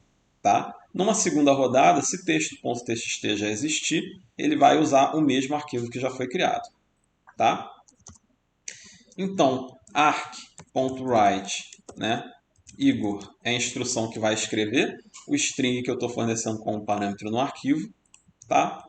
E arc.close vai devolver o arquivo para o sistema. Tá? Para executar essa função, eu vou printar o valor de retorno dela. Não vou passar parâmetro nenhum, né? Já que criar arquivo não precisa de parâmetros. E aí, vocês vão ver que quando eu rodar, ele vai retornar o valor nenhum, né? Ou none, né? Só que none, né? Foi retornado porque não tem instrução return nessa função. A função não retorna valor nenhum. Então, o print do valor de retorno de criar arquivo resultou no none, que é o tipo de dados para representar nenhum, né? Nenhum valor. E aí, o que acontece, né? Entretanto, a função é executada, né? E essa instrução daqui criou o arquivo texto.txt e essa instrução aqui escreveu dentro do arquivo texto.txt no mesmo diretório do programa, né? Escreveu meu nome dentro dela. Tá? Uma segunda função para ler o conteúdo desse arquivo pode ser ler arquivo. Ler arquivo pode procurar o mesmo arquivo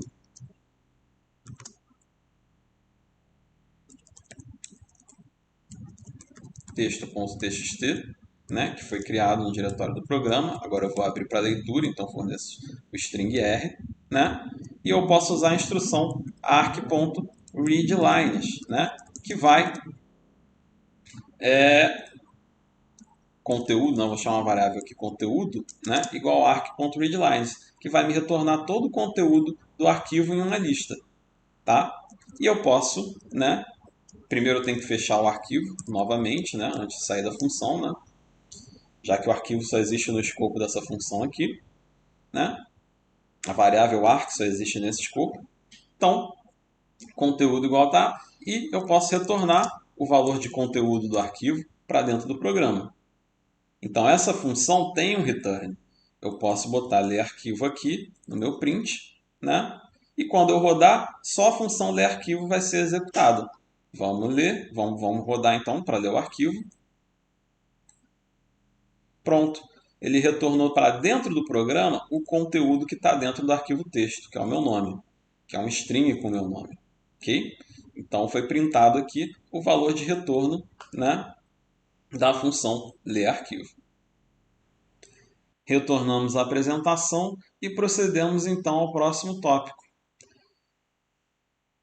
Entramos então na parte 2 de 2 do nosso curso, que é a aplicação dos conceitos vistos até então no delineamento inteiramente casualizado, ou DIC. Né? Uma breve introdução ao DIC. Né? O DIC é uma metodologia empregada para assegurar que os dados sejam obtidos de forma a propiciar uma análise correta e que conduza a conclusões válidas com relação ao problema em estudo. Assim, visa minimizar o conjunto de efeitos aleatórios de um experimento e procura tornar mínima a variação do acaso. Por isso é importante criar, né, croquis experimentais aleatorizados. É bastante utilizado em ensaios laboratoriais, bancadas, né, ensaios em viveiros de plantas e ensaios com vasos, realizados em casos de vegetação, né, em que as condições experimentais podem ser perfeitamente controladas. O DIC já foi objeto de outros minicursos do professor Todd, por exemplo, né, do Combrapa 2020. A elaboração de um croquis experimental, utilizando um programa em Python, é uma forma segura e eficaz de garantir a randomização do seu estudo. Então, quais são os requisitos do programa, né, que realiza os croquis? receber como dados de entrada digitados pelo usuário o número de tratamentos e o número de réplicas. Elaborar o croquis experimental aleatorizado com um grupo de controle. E escrever em arquivo texto o croquis sugerido. Esses são os requisitos aos quais o nosso programa tem que atender. Bom, vamos ao idle então para poder implementar esse programa. Bom, então vamos lá, pessoal. Esse programa é um programa um pouco mais complicado que os que a gente desenvolveu anteriormente, né? A gente pode começar, né, definindo uma função, né, def cria croquis, né?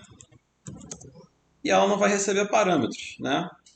Ela vai simplesmente, né, pegar dois parâmetros do usuário, duas informações do usuário usando função input. Eu vou criar uma variável aqui n tratamentos, né? E uma variável n réplicas que vão informar quantos tratamentos vão existir diferentes, né, no meu croquis experimental e quantas vezes cada tratamento vai ser repetido, né, número de réplicas do experimento. Todos os tratamentos são repetidos pelo mesmo número de réplicas, tá? Eu vou escrever aqui input, né, digite o número de tratamentos, tá? E aqui input, digite o número de réplicas. São os dados de entrada que a gente precisa para fazer nosso croquis experimental. Tá? Bom, dado que eu tenho os meus dados, né, de n tratamentos e n réplicas, eu preciso criar uma lista, né, que contenha todos os identificadores de cada réplica de cada tratamento. Bom, eu vou criar uma lista, né, lista com todos os meus tratamentos e réplicas, né, que vai estar a princípio vazia, tá? E vou iterar uma vez, né, e no range, né, de 0 até n tratamentos. E aqui, dentro de cada iteração desse for, eu vou criar mais uma iteração de j em um range até n réplicas. Então, aqui dentro desse escopo da iteração mais interna, né, eu vou ter I e J variando, né, de 0 até N tratamento, no caso de I, e J variando de 0 até N réplicas para cada I. Tá? Então, eu vou adicionar a minha lista, né, acumulando, né, concatenando com a lista anterior, né, um elemento que eu vou chamar de string, né? Estou concatenando duas listas, o conteúdo da lista anterior com uma nova lista aqui que vai ter a informação t porcentagem d ponto porcentagem d. Porcentagem d é um coringa, tá? Que eu vou formatar de acordo com o comando de formatação aqui ao final, tá? Da string. Então, esse caractere aqui de porcentagem, ele é um operador de formatação da string. O operador de formatação da string vai pegar cada valor fornecido aqui entre parênteses depois do operador de formatação e vai jogar nos coringas que ele vai encontrando. Os coringas são identificados pela porcentagem e o tipo de coringa, né, vai dizer o tipo de dados que vai ser formatado na string. Tá? Então, se eu escrever aqui, por exemplo, né, IJ, o que vai acontecer? O primeiro valor vai cair no primeiro coringa, no lugar do primeiro coringa, que é a porcentagem D, e vai ser formatado como um valor inteiro, né? Já que aqui eu estou iterando para uma lista de valores inteiros. Então o I vai ser o inteiro que vai ser jogado no lugar do primeiro coringa, e o J vai ser jogado no lugar do segundo coringa. Tá? Quando eu terminar de fazer essa iteração, eu posso, né, printar em tela o valor da minha lista, né? Vamos ver então o que tem dentro da minha lista depois dessa iteração, né, de I e J. Vou salvar na minha área de trabalho, né? Vou chamar de dic. E ele vai rodar, tá? Bom, o que aconteceu? Né? Minha função não tem nenhuma chamada a ela, né? Cria croqui nunca foi chamada. Então, para eu ter uma chamada à minha função, eu vou adicionar aqui no corpo do módulo, né? Na mesma indentação da definição da função. Cria croqui agora tem uma chamada, tá? Então, eu vou salvar novamente meu arquivo e vou rodar. Agora sim, ele vai rodar o primeiro comando, que é o input do número de tratamentos, depois o input do número de réplicas. Eu vou botar, por exemplo, 4 tratamentos, né, e 3 réplicas. E aí, bom, um primeiro erro aconteceu, né? Ele está dizendo que aqui na linha 12, né, na definição do cria croqui, né, para ir em range n tratamentos, né, ele está dizendo que o tipo de dados string não pode ser interpretado como inteiro, né? Aqui, porque n tratamentos foi informado pelo usuário. Então, ele veio em formato texto. O texto 4, caractere 4, e não o inteiro 4. Então, tenho que fazer uma correção aqui no meu programa. Converter os inputs para número inteiro.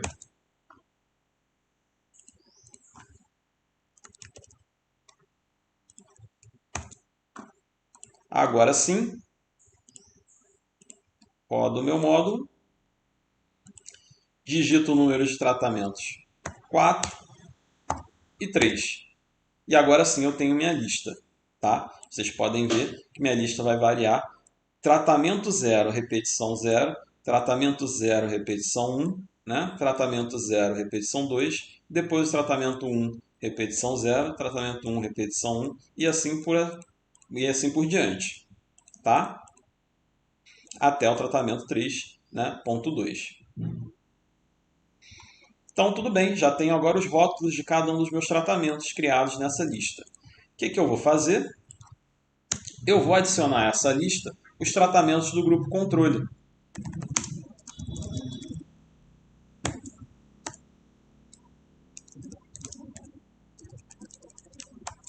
São também replicados pelo número de réplicas. Eu só preciso fazer lista igual a lista mais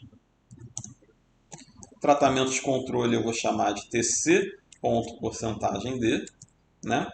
TC porque é de tratamento controle, né? Ponto a repetição do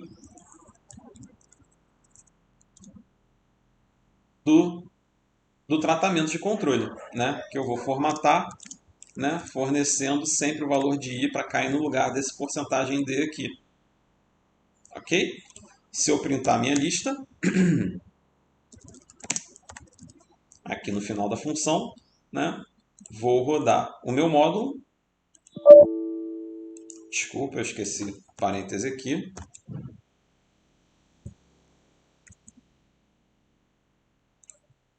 Rodei o meu módulo, digito o número de tratamentos novamente. 4, réplicas 3. Agora a minha lista, ó, anteriormente não tinha um grupo controle. Agora as 3 repetições do grupo controle estão aqui.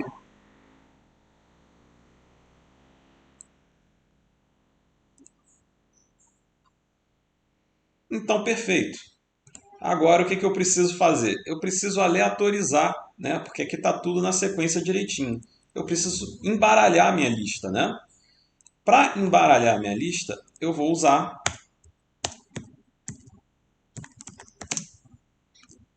o módulo, vou importar o módulo random, né? O módulo random tem uma função chamada shuffle, né? Que embaralha uma lista que eu forneço com um parâmetro. Então, depois de executar essa função aqui nessa linha, a lista vai ser embaralhada. Se eu continuar printando a lista depois da execução do random.shuffle, né? Vou salvar, digitar novamente 4 tratamentos e 3 repetições, né? Desculpa, eu digitei errado. Pronto, esqueci do H aqui no meio, tá? Então ele não reconheceu o nome da função. Vamos de novo rodar. 4 tratamentos, 3 repetições. Agora sim, eu aleatorizei o meu croquis. Ok? Agora, para ficar com uma cara de um croquis mesmo, eu preciso transformar esses conteúdos aqui em uma tabela, né? Com um número de linhas igual ao número de réplicas e o número de tratamentos igual ao número de colunas. Tá? Vamos então partir, né, para a construção de uma string que vai ser... Aliás, ela não vai ser retornada pela função, ela vai ser escrita no arquivo. String é escrever no arquivo, ela vai a princípio ter um valor vazio. Agora eu vou iterar por todos os elementos,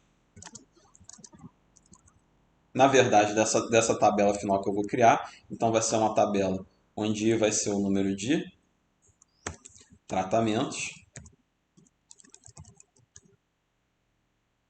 Na verdade, tá, em tratamentos, tá?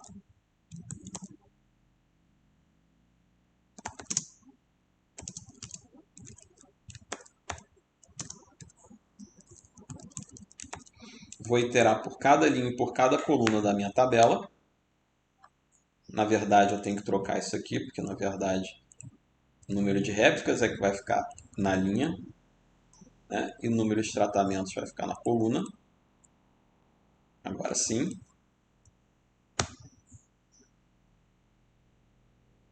Eu vou iterar, né, por todos os meus elementos da minha tabela e vou escrever o tratamento, né, dentro dessa string.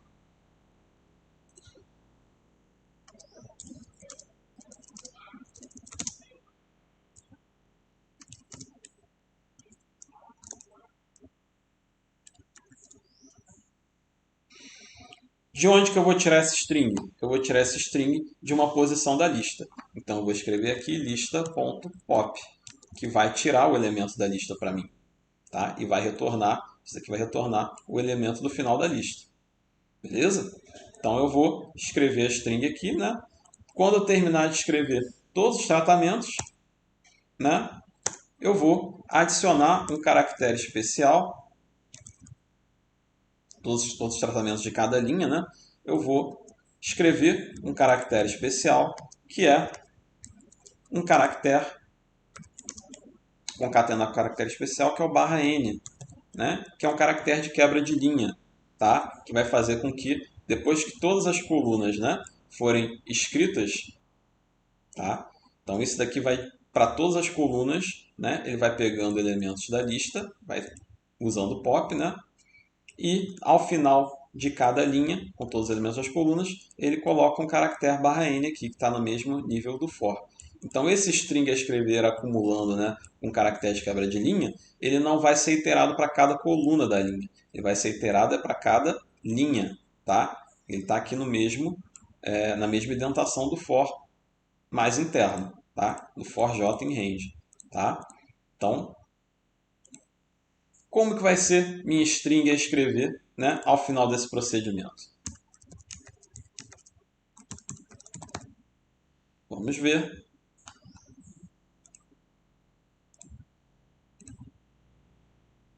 Digito o número de tratamentos. Desculpa. Vou rodar novamente aqui, para me confundir com o teclado.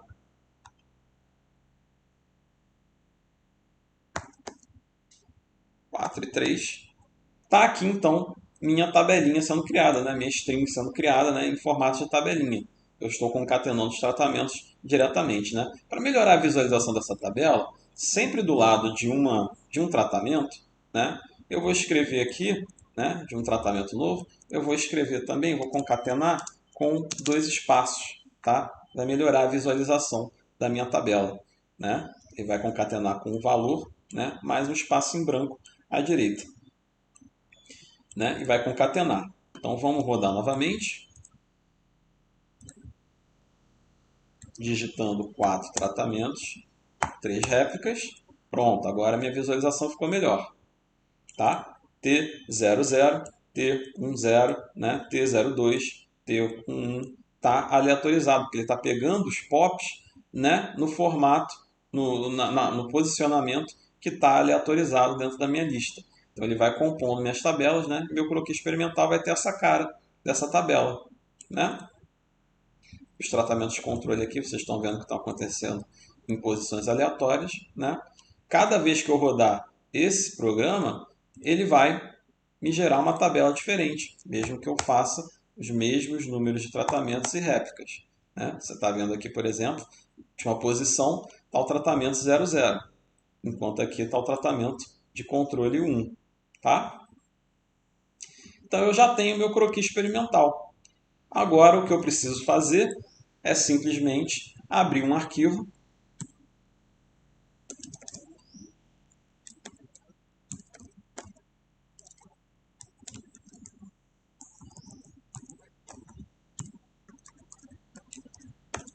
croquis.txt, tá? Vou abrir ele para escrita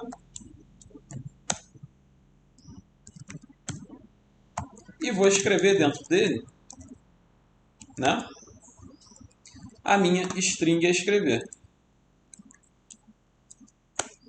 E depois eu vou usar o comando arc.close para devolver o comando do arquivo, né, para devolver o arquivo para o sistema. Se eu rodar meu programa, a função cria croquis, vai criar meu croquis para 4 tratamentos e 3 réplicas. Ele não perguntou nada para mim porque ele criou o arquivo croquis aqui para mim. Dentro do arquivo croquis vai estar lá a minha string, né, escrita. Beleza? Se eu rodar novamente o meu módulo, né,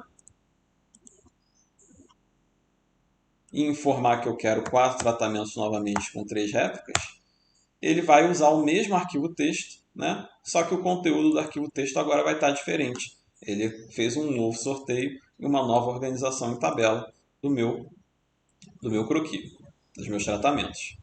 Ok?